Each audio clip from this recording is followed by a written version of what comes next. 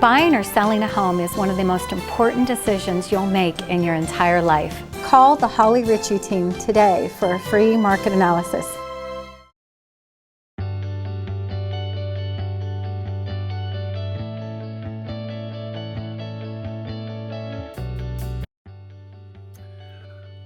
There are lots of things that made me want to be a professor. I think in part I saw other professors and I thought, man, they have a really nice cushy gig in the summer where they don't get to teach or don't have to teach, don't have to be on campus. And I think I've been working every summer since I've been a professor. But I always wanted to teach, I think. And even, even when I had no intention of ever being a professor, I wanted to be the next Howard Stern. I thought I was going to be a shock jock, and instead I found another way to connect with people, and that's through teaching. So that's probably how I ended up there. My mom always thought I'd be a good teacher or a coach, and I had other people tell me that too. So that's kind of how I ended up where I am.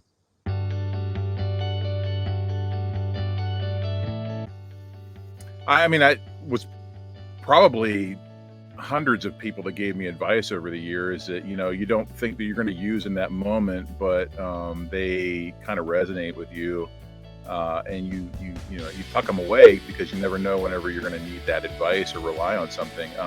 I remember, for example, John Shropshire was this great big guy like me, so I always kind of idolized him, and he was my first real boss. He was the Dean of Enrollment Management at Clarion University, and he was amazing, but he would just give me advice without even really, I think, realizing that he was giving me advice. And one of the things that he said to me early on was that I was too young to make a mistake, which I thought was really interesting because I think I was 20, in my mid to late 20s. And that stuck with me because even at 51, I'm 51 now, and I still think I'm too young to make a mistake. But I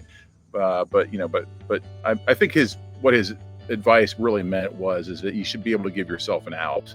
If you make a mistake professionally, don't linger on it, just build from it. Use that experience and move on, right? I make mistakes all the time. I say things that are stupid because I don't shut up, obviously. And I learn from those things and move on. And that's really kind of the best advice you could ever get.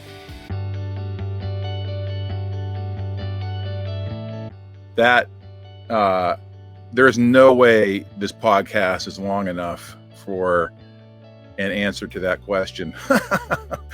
Because number one, I can't even think of the biggest professional mistake I ever made. Because maybe it's just because there have been so many like minor, small ones. I think probably jumping at too many opportunities. My wife likes to say that Adams never met an opportunity he didn't like, and that's probably true. I think.